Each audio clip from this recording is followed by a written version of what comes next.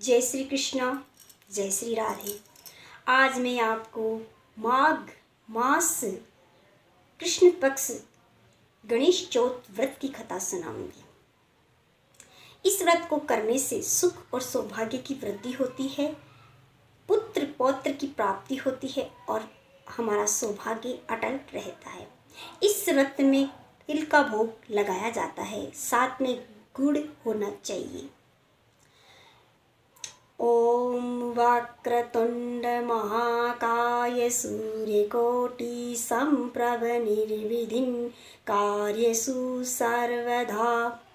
मैं भगवान गणेश, गौरी पुत्र गणेश शिव नंदन लंबोदर का ध्यान कर ये कथा करूं सबसे बयान।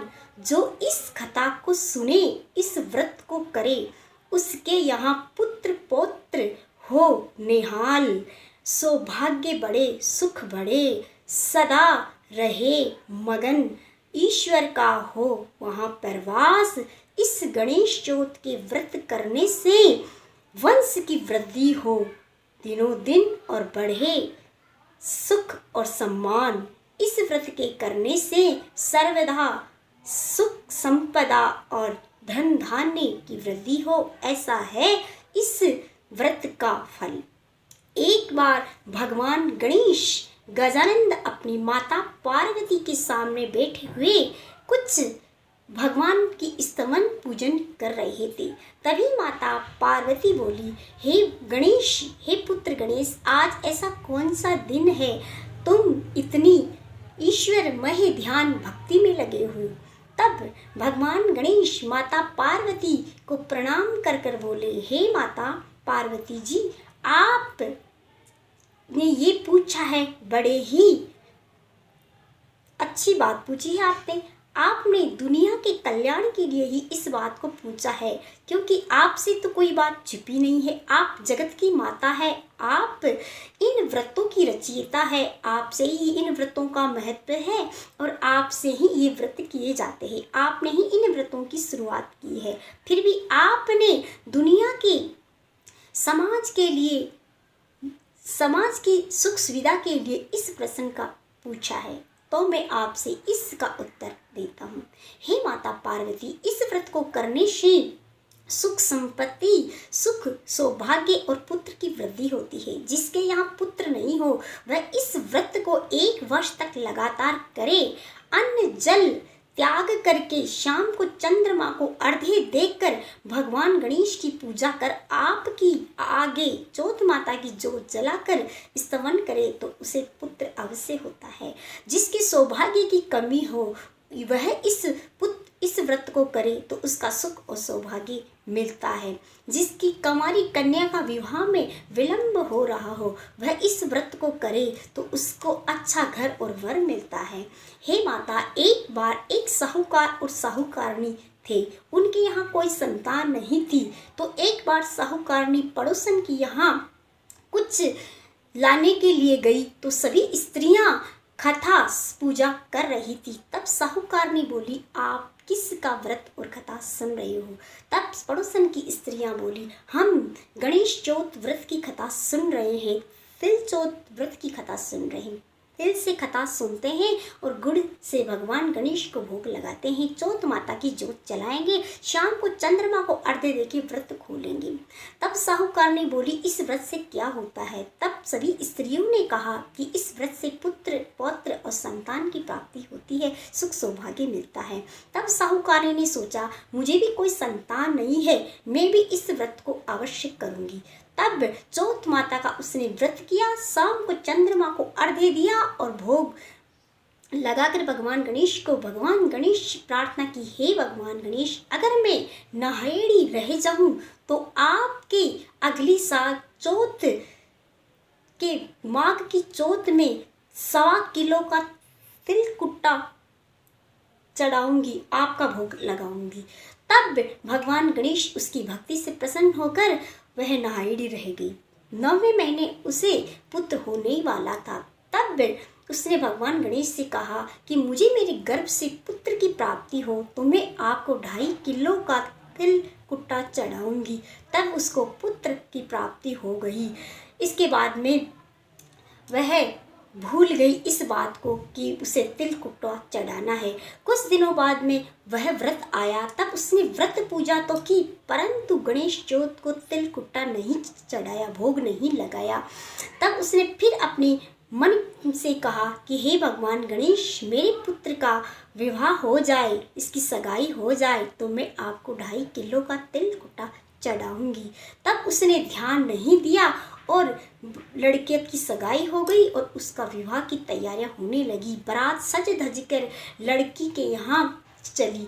तब लड़की और लड़के दोनों की भांवरे पड़ रहे थे, तो भांवरों में चौथ माता उपस्थित हो गई और चौथ माता एक भांवरी पड़ी, दूसरी भांवरी पड़ी और तीसरे भांवरे में, तीसरे ही फेरे में चौथ माता वहां थी।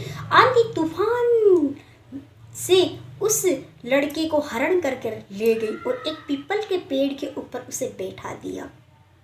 सारी प्रजा में हाहाकार मच गया। सारी बारात और मानने वाले दोनों सोचने लगे, ये सब क्या हो गया? लड़का वधू बैठी है और वर कहाँ चला गया? ये सोचकर सभी दुखी हुए कि इस लड़की का विवाह कैसे होगा। इसकी विवाह भी आधा हुआ है, अभी 3 फेरे ही हुए हैं, 4 बाकी है, परंतु अब क्या हो सकता है? विधि के विधान के आगे कोई कुछ नहीं कर सकता। इसका वर नहीं है तो इसके विवाह कैसे होगा? लड़की अपने मायके में रह गई और बारात वापस चली गई। जब लड़के की माँ को पता चला कि उसकी बेटे को किसी ने हरण किया तो वह दुखी हो गई, परंतु उसे इस बात का बिल्कुल भी याद नहीं रहा कि उसने चौथ माता को तिल कुट्टा चढ़ाने के लिए बोला था। कुछ दिनों बाद में गणगौर के दिन आए। तब लड़की, वह अधब्याही लड़की, गणगौर पूजने के लिए दूब लाने चली। तो दूब लाती, तब उसी पीपल के पेड़ पर वह लड़का जो वधू वर बन के आया था लड़की को विवाह करने के लिए, वह उस पेड़ के ऊपर से बोलता था, आ मेरी अधब्याही नार, आ मेरी अधब्याही नार। वह लड़की उसे देखकर दुखी होती थी, सोचती थी ये लड़का कौन है, क्योंकि वह उसने तो उसे देखा नहीं था। वह दुखी होती थी, सोचने लगती कि ये मुझे कैसी आवाज़ें सुनने को मिलती है। कुछ दिनों में वह थक गई, कमज़ोर हो गई। उसकी माँ ने पूछा, बेटा मैं तुझे इतना खिलाती पिलाती हूँ, फिर भी तुम इस तरह कमज़ोर क्यों हो, क्या बात है? तब लड़की ने वह पीपल वाली बात बताई। तब वह लड़की की माँ उस पीपल के पेड़ के नीचे गई और वह लड़का उसी तरह बोलने लगा, आ मेरी अधब्याही नार। तब लड़की तो कुछ नहीं बोली, उसकी माँ बोली, तुम कौन हो, यहाँ कैसे बैठे हो और तुम ये कैसे वचन बोल रहे हो? तब वह बोला, माता जी मैं आपकी बेटी का अधब्याया पति हूँ, मैं चौथ माता के गहने रखा हूँ, चौथ माता ने मेरा हरण किया है। मेरी माँ ने चौथ माता का व्रत किया था और तिल कुट्टा चढ़ाने के लिए बोला था, उसने नहीं किया, इसलिए चौथ माता ने मेरा हरण कर लिया। मेरी माँ से जाकर कोई कहे वह चौथ माता का तिल कुट्टा चढ़ा दे तो चौथ माता मुझे छोड़ देगी और मैं आपकी बेटी से विवाह करके अपने घर चला जाऊंगा। लड़की की माँ घर आई और अपनी बेटी की ससुराल समाचार भेजा। उसने भी तिल चौथ का व्रत करके, लड़की की माँ ने तिल चौथ का व्रत किया और तिल कुट्टा बांटा। सभी को भगवान गणेश की पूजा आराधना की, चंद्रमा को अर्घ्य दिया।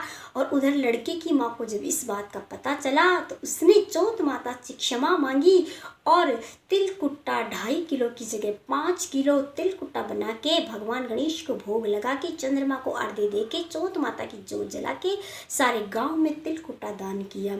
तब चौथ माता प्रसन्न हो गई और उसी प्रकार लड़की कि यहाँ से बारात आ गई और उसी प्रकार फेरों की तैयारी होने लगी। और चौथ माता गाजती घोरती आई आंधी तूफान के साथ, उस पीपल के पेड़ से उस लड़के को लिया और वहीं फेरों की जगह लाकर बैठा दिया। सारी प्रजा में खुशी का माहौल हो गया और सब प्रसन्न हो गए। चौथ माता की जय जयकार बोलने लगे।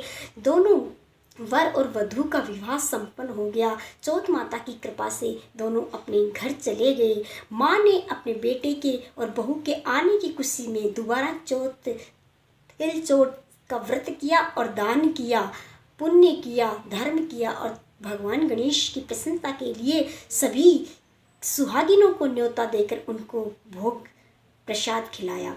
उधर लड़की की माँ ने भी तिलचोट का व्रत शुरू कर दिया। उसे भी 9वें महीने एक पुत्र हो गया, क्योंकि उसे एक लड़की ही थी। उस दिन से इस व्रत को सभी करने लगे। हे तिलचोट माता, हे भगवान गणेश, जैसे उस लड़की के वर को पहले हरण किया, वैसे किसी को हरण मत करना।